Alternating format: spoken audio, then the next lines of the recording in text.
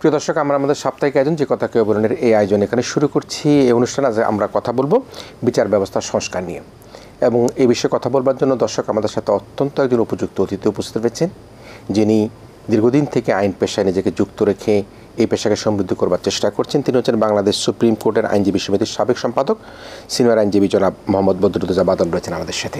জনাব বাদল, আপনাকে স্বাগত জানাই আমাদের আজকের আয়োজনে। আমরা কথা বলবো বিচার ব্যবস্থার সংস্কার নিয়ে।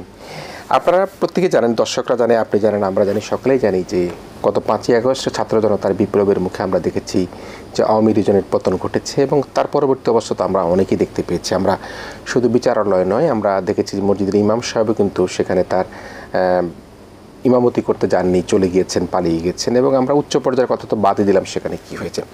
তো সে অবস্থায় এই গত রিজিমে আমরা দেখেছি যে আইন ও বিচার ব্যবস্থার যে একটা ভীষণ রকমভাবে একটা দুর্গতি তৈরি করে দিয়ে গেছিল বিগত সরকার, তার সংস্কারের কাজ আমরা দেখছি যে প্রফেসর ডক্টর ইউনূসের নেতৃত্বে অন্তর্বর্তীকালীন সরকার শুরু করেছে। এখন এই যে 15-16 বছরের যে বিচার ব্যবস্থাকে ভেঙে দেওয়া হয়েছে, যিনি ন্যায় বিচার পাবার কথা তিনি ন্যায় বিচার না পেয়ে, যিনি অত্যাচারে তিনি বুক ফুলিয়ে সবার সামনে দিয়ে হেঁটে বেড়াতো, আপনি এই 15-16 বছরের বিচার ব্যবস্থার ভেঙে যাওয়ার যে অন্তকে আপনি কীভাবে দেখেন? আপনাকে ধন্যবাদ।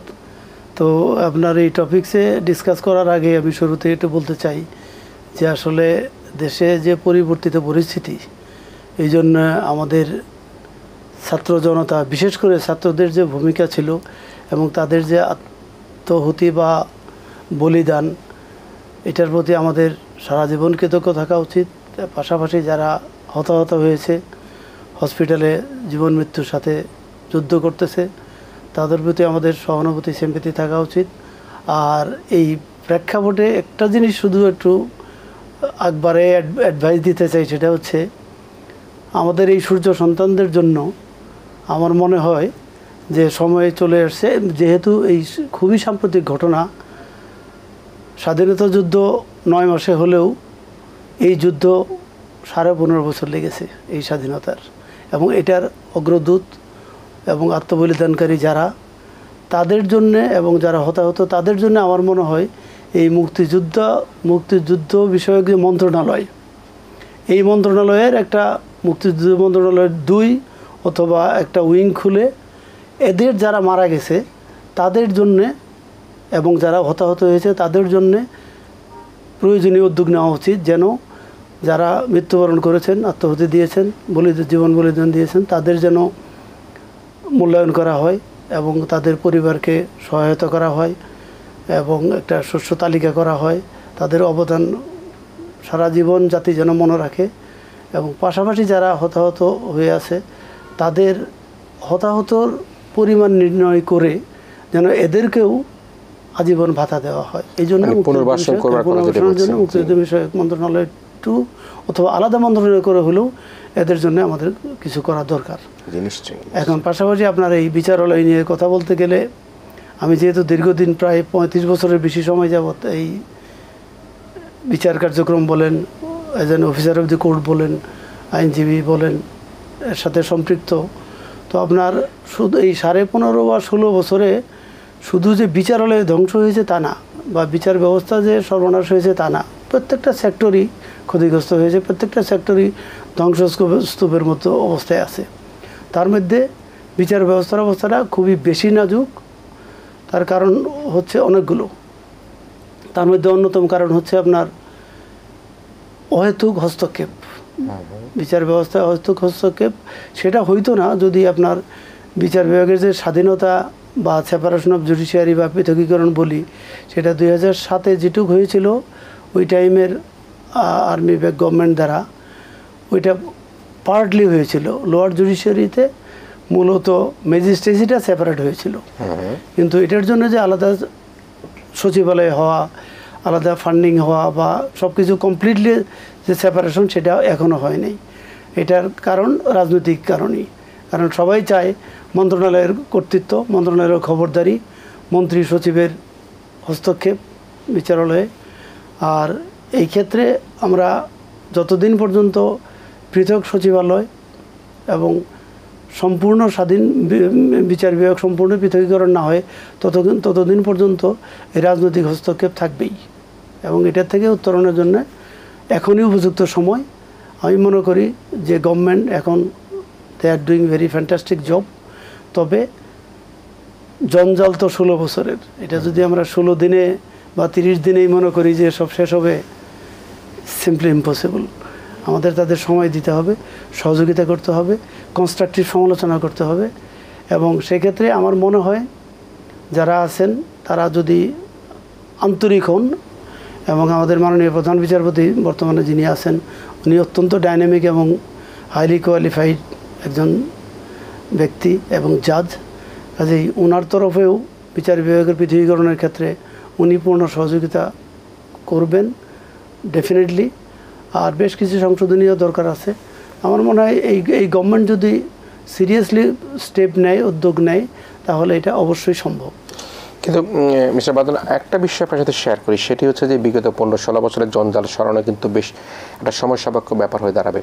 কিন্তু ন্যায় বিচার প্রাপ্তি থেকে যারা বঞ্চিত হয়েছেন, যাদেরকে কোর্টের বারান্দায় দিনের পর দিন অকারণে ঘুরে বেড়াতে হয়েছিল, এবং একই সাথে আমরা দেখেছি যে যিনি সরকারের আজ্ঞাবহ হয়ে যিনি রায় দিয়েছেন তিনি পুরস্কৃত হয়েছেন, কিন্তু যিনি নির্মম রায় দেওয়ার চেষ্টা করেছেন তাকে দেশ ত্যাগ করে পালাতে হয়েছিল। সেইগুলির কি অবস্থা হবে? এগুলো আসলে দেখেন, আমরা মানব জমিনেই মনে হয় আরও ডিটেলস দেখলাম।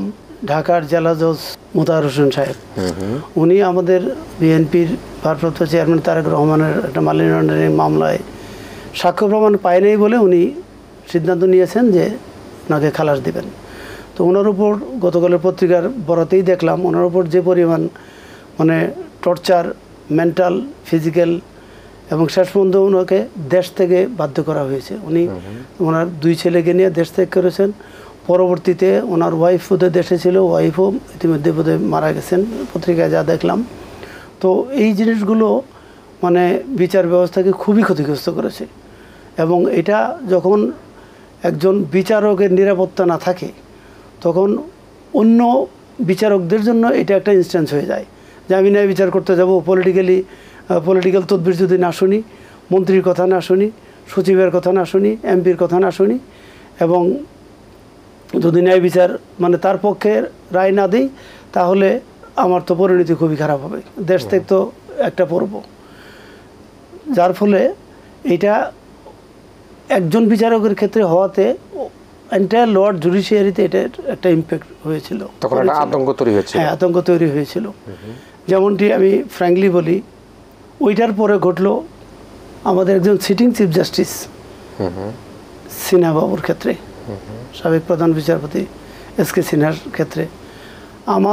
আমরা অনেক জায়গায় বলেছি, আমিও বলেছি যে ঠিক আছে, mister SK Sinha, justice SK Sinha যদি কোনো অপরাধ করেও থাকেন তাহলে ওনার জন্যে বিচার করা যেত। দেশ থেকে বাধ্য করতে হবে, তাকে একজন সিটিং বিচারপতিকে সরাইয়ে দিতে হবে। যে পদ্ধতিতে ওনাকে সরানো হয়েছে, দেশ থেকে বাধ্য করা হয়েছে, এটাতে জুডিশিয়ারির ভীষণ ক্ষতি হয়েছে। এবং that was a bad instance. এবং ওইটার জন্য অনেক বিচারকেই শঙ্কায় ছিল যে সরকারের ইচ্ছার বাইরে কিছু করলে হয়তো আমার পরিণত সিনেমার মতোই হবে।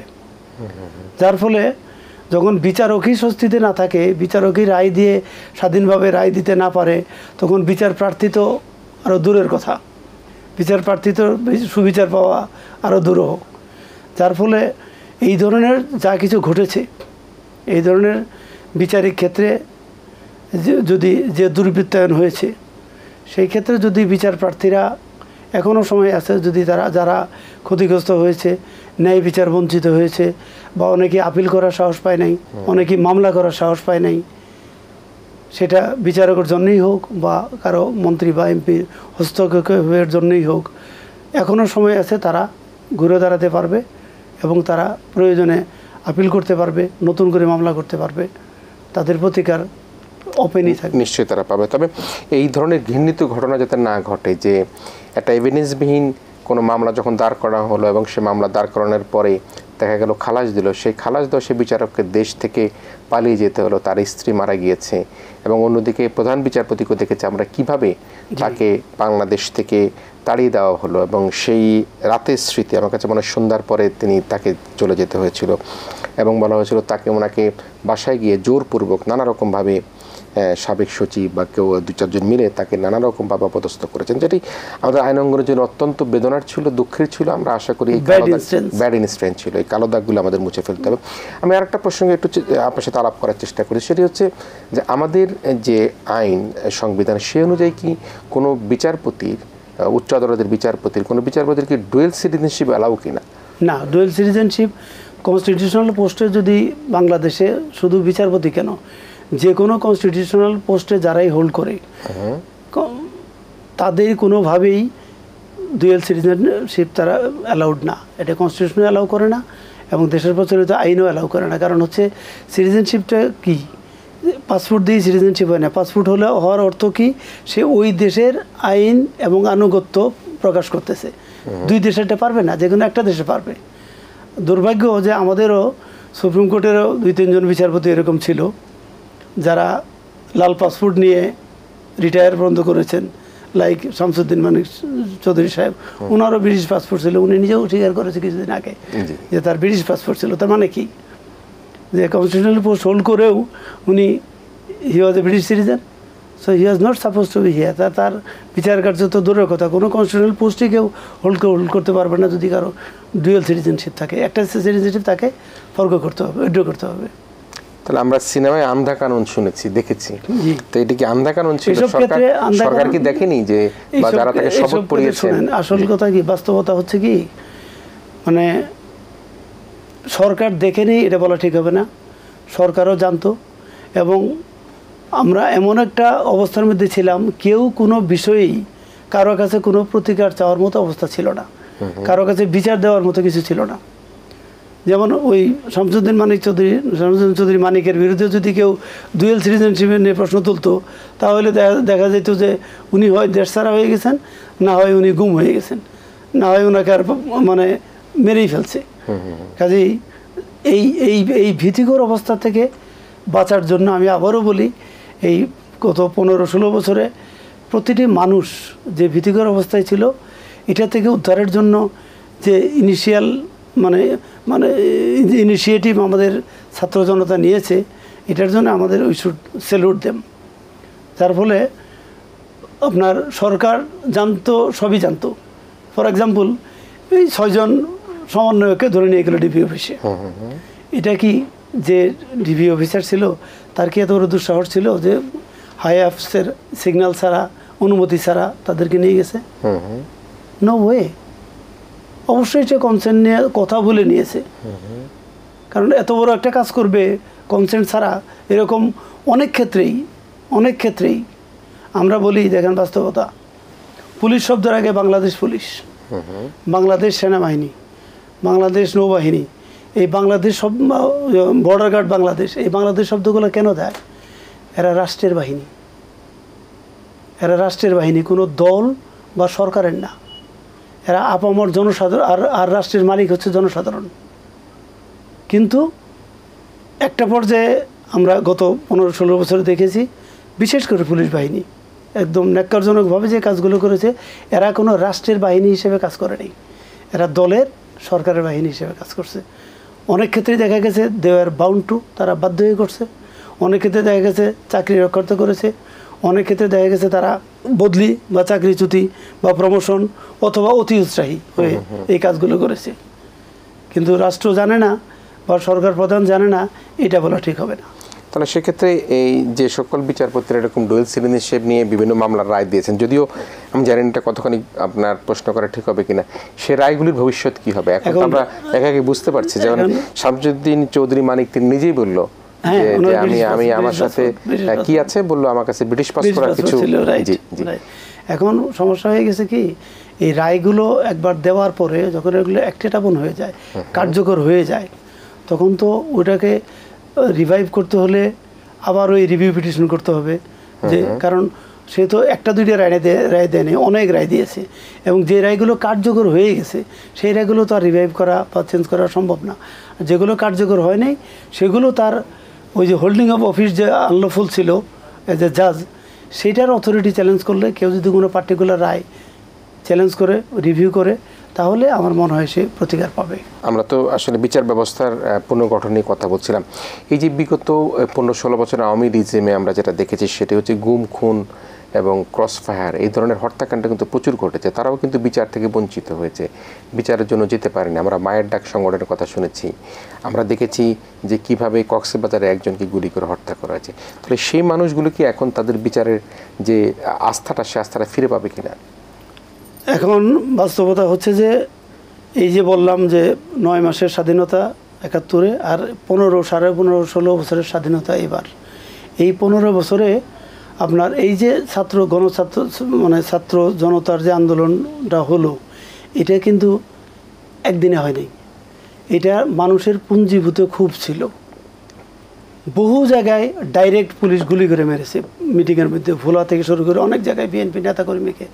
বিএনপির অনেক নেতাকর্মী গত 15 বছর এলাকায় থাকতে পারেনি, ঘরে থাকতে পারেনি। লক্ষ লক্ষ মিথ্যা মামলা, তারা আদালতের দোরগোড়ায় ঘুরতেছে, কেউ জেল কেটেছে। এবং এগুলো কিন্তু বিএনপি তো একটা বড় দল, এদের এই পুঞ্জীভূত ক্ষোভ, এগুলো কিন্তু এই আন্দোলনে সহায়ক হয়েছে। গ্রাউন্ড তৈরি হয়েছে, প্লট তৈরি হয়েছে। এই আন্দোলন যেভাবে ফুসে উঠেছে, এটা কিন্তু অতীত থেকে ব্যাকগ্রাউন্ড সহ একসাথে মার্জ হয়েছে, এটা আইসোলেটেড না। আমি মনে করি 15 বছরের যে পুঞ্জীভূত মানুষের ক্ষোভ, প্রত্যেকটা ক্ষেত্রে মানুষ ভোট দিতে পারতেছে না, তারপরে ব্যাংক লুট হচ্ছে, কথা বলতে পারতেছে না, তার বাক স্বাধীনতা নাই। অপরাধ করলে অপরাধীর কোনো বিচার নাই। খুন করলে অনেকেই বলছে যে মামলা করবো না, মামলা করে কী হবে, বিচার পাবো না। সংস্কৃতিটি এমন পর্যায়ে গিয়েছিল যে প্রতিটি মানুষই ক্ষুব্ধ ছিল, প্রতিটি মানুষই, অ্যাপার্ট ফ্রম যারা এখন কোথায় কোথায় হাজার কোটি টাকার মালিক, কোথায় কোথায় হাজার কোটি টাকা লুট করেছে, এরা একটা শ্রেণী বাদে। আর সবাই কিন্তু এই সরকারের 15 বছরের দুর্বিষহ সময়ের শিকার। তো এখন তারা ডেফিনেটলি, তারা অবশ্যই প্রতিকার অবশ্যই আদালতে চাইলে, মামলা করলে পাবে। কিন্তু যাদেরকে ইতিমধ্যে মেরে ফেলা হয়েছে, গুম করা হয়েছে, এরাও প্রতিকার চাইলে উপযুক্ত আদালতে মামলা করলে অবশ্যই তারা প্রতিকার পাবে, না পাওয়ার কোনো কারণ নেই। সেই সময়টা নিশ্চয়ই ক্রিমিনাল কেসে এতে কোনো ডিলের কিছু নেই। সেই সময়টার অপেক্ষায় জাতি ছিল, সেই সময়টা এখন অপেক্ষায় আসছে। আমরা যদি একেবারে আলোচনার শেষের দিকে আসি, এখন এই বিচার বিভাগের যে আমরা ভঙ্গুর অবস্থা ছেড়েছিলাম, আমরা দেখছি পুনর্গঠন হয়েছে, মাননীয় প্রধান বিচারপতি অত্যন্ত নির্ভয় ব্যক্তি, তিনি দায়িত্বভার গ্রহণ করেছেন। আমরা ভবিষ্যৎ বিচার ব্যবস্থাটাকে আসলে আমরা কিভাবে দেখতে চাই? আমরা তো দেখতে চাই যে অপরাধী তার শাস্তি পাক, কিন্তু আমরা এরকম ঘটনা দেখেছি যে দুদকের বারান্দায় বিনা অপরাধে মানুষ ঘোরাঘুরি করছেন, এবং যারা হাজার হাজার কোটি টাকা ব্যাংক লুট করে, ফোকলা করে, দেশের টাকা বিদেশে পাচার করে, বাড়ি গাড়ি অর্থ সম্পদ করে ইউরোপ, আমেরিকা, কানাডায় যারা ব্যবসা বাণিজ্য করছেন, তাদের কিন্তু কিছু হয়নি। অনেকে সার্টিফিকেট দিয়েছে, দেখা গিয়েছে যে তিনি দুদকে গিয়ে বরঞ্চ আরো স্বচ্ছতার সার্টিফিকেট নিয়ে এনেছেন। আপনি বিচার ব্যবস্থার অংশ হিসেবে দুদকের সংস্কারটাকে আপনি কিভাবে দেখেন? দেখুন, আসলে দুদকের বিচার ব্যবস্থার তো ওভারঅল বিচার ব্যবস্থার সংস্কার তো অবশ্যই, কারণ হচ্ছে যে দুদকের এই দুর্নীতির জন্যে, মানি লন্ডারিংয়ের জন্যে, এবং ওই যত রকম লুটতারাজ আছে, ব্যাংক লুট থেকে শুরু করে, এগুলো তো আসলে দুদকের শিডিউল অফেন্সের মধ্যেই। তো সুতরাং দুদককে পুনর্গঠিত অবশ্যই করা দরকার, কারণ এই দুদকেই আগে যাদের বিরুদ্ধে মামলা করতো, মামলা করা পর্যন্তই ছিল। আবার আমরা তো আমি এক সময় তো অনেককেই বলেছি যে এটা হয়েছে বিদক, বিএনপি দমন কমিশন, বিএনপি দমন কমিশন, তো দুদক না। আমি বলতাম অনেককেই এটা তো দুদক আর নাই, এখন বিদক হয়ে গেছে, বিএনপি দমন কমিশন। তো বিএনপির নেতা কর্মীদের বিরুদ্ধে মামলা হলেই দেখা যেত যে লয়াররা, সব দুদকের লয়াররা ঝাঁপিয়ে পড়তো, ওই মামলায় তাড়াতাড়ি চার্জশিট হইতো। আর বিচার ব্যবস্থার যেটা বললেন, আর একটা উদাহরণ দিই, গত 15-16 বছরে বেগম খালেদা জিয়া বলেন, আমার ভারপ্রাপ্ত চেয়ারম্যান তারেক রহমান সাহেব বলেন, ওনাদের মামলা যে বিচারক ফাইল হাত দিয়ে ধরেছে তাদেরই প্রমোশন হয়েছে। কেউ অতিরিক্ত জেলা জজ থেকে জেলা জজ হয়েছে, কেউ জেলা জজ থেকে বিচারপতি হয়েছে, মানে প্রমোশন সবারই হয়েছে কম বেশি। আমাদের দেখা এটা পুরস্কৃত করা হয়েছে, কিন্তু প্রকৃত অর্থে বিচারের নামে অবিচার বেশি হয়েছে। আর দুদকের নির্লিপ্ততা আমরা তো দেখেছি, অনেক ক্ষেত্রেই দুদকের ভূমিকা প্রশ্নবিদ্ধ ছিল। আর পাশাপাশি এটাও তো অস্বীকার করার উপায় নাই, দুদকেরও তো ঘাড়ে দুই মাথা না একটা মাথা। কি করবে? এরাও বাধ্য হয়ে অনেক সময় দেখা গেছে যে সরকারি দলের যেগুলো আছে এগুলোকে কোনো রকম ধামাচাপা দিয়ে নামমাত্র মামলা করে বিরোধী দল দমনের জন্য তারা উঠে পড়ে লেগেছে। কাজে এটাও সংস্কার দরকার ডেফিনেটলি, এবং এদেরকে স্বাধীনভাবে কাজ করতে দেওয়া উচিত। যেই সরকারই থাকুক, সেটা বিএনপি হোক আর এই সরকার হোক, স্বাধীনভাবে তারা কাজ করতে পারলে, এদেরকে প্রপার মনিটরিং হলে অনেক কিছুই অর্জন সম্ভব। আর স্পেশাল ট্রাইব্যুনাল হওয়া দরকার দুর্নীতি মামলাগুলো বিচারের জন্য। এই নর্মাল আদালতে, বিশেষ আদালতে হচ্ছে না, আইন করে নির্দিষ্ট সময় দেওয়া উচিত, এবং প্রয়োজনে আসামিদের স্পেশাল জ্যাকেট পরানো উচিত, যে দুর্নীতির মামলার আসামিরা। আচ্ছা, জি, মানুষ দেখুক যে ও দুর্নীতি করেছে, জেলে, নর্মাল আসামি না। এবং স্পেশাল এবং ল করে দেওয়া উচিত, উইদিন 6 মান্থ মামলা শেষ হবে। মানে ঝুলিয়ে রাখতে মামলাটা তামাদি করে দেওয়া। Delayed justice denied. Long time পার হইলে মানুষের ধারণা আরে কি আছে, আলটিমেটলি কি হবে, আর হয় সরকার পরিবর্তন হবে, না হয়তো দুদক পরিবর্তন হবে, না হয়তো জজকে তদবির করে কিছু করা যাবে। তো এরকম একটা টেন্ডেন্সি ছিল, কিন্তু স্বাধীনভাবে কাজ তারাও করতে পারে নাই, এটাও সত্য।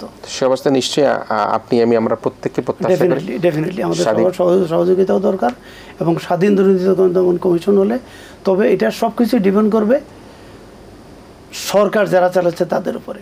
সরকার কি চায়, তারা কি স্বচ্ছতা চায়, জবাবদিহিতা চায়? যদি স্বচ্ছতা জবাবদিহিতা চায়, সরকার যদি মানে নিরপেক্ষভাবে কাজ করার জন্য ব্ল্যাঙ্ক চেক দিয়ে দেয়, তাহলেই স্বাধীনভাবে সব প্রতিষ্ঠান কাজ করতে পারবে, ইন্টারফেয়ারেন্স থাকলে পারবে না। জি, ধন্যবাদ জনাব মোহাম্মদ বদরুদ্দোজা বাদল, আপনাকে আপনার এই বিচার ব্যবস্থার সংস্কার নিয়ে আজকের আমাদের যে কথা কেবল অনুষ্ঠানে আলোচনায় অংশগ্রহণ করার জন্য। প্রিয় দর্শক, আমরা নিরাপদ মানুষ যাতে কোনো কারণে ভুক্তভোগী হয়ে আদালতের বারান্দায় ঘুরতে না হয়, অপরাধী যাতে উপযুক্ত শাস্তি পায়, ন্যায় বিচার পায়, স্বচ্ছতা জবাবদিহিতা যাতে আমাদের বিচারাঙ্গনে ফিরে আসে, সে প্রত্যাশা কিন্তু আমরা করছি। আমরা আশা করি অন্তর্বর্তীকালীন সরকার তাদের দায়িত্বভার গ্রহণ করবার পরপরই বিচার ব্যবস্থা সংস্কারের যে কার্যক্রম শুরু করেছে, সেই কার্যক্রমের মধ্যে দিয়ে বাংলাদেশের প্রত্যেকটি মানুষ ন্যায় বিচার পাবে, এবং ন্যায় বিচারের প্রত্যাশায় আমরা প্রত্যেকেই থাকবো, এই আশাবাদ ব্যক্ত করে আমাদের আজকের আয়োজন যে কথা কেবল এখানে শেষ করছি।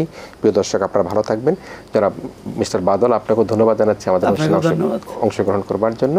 আপনাদের সবাইকে আমাদের আগামী অনুষ্ঠান দেখার আমন্ত্রণের মধ্যে দিয়ে এখানে শেষ করছি। খোদা হাফেজ।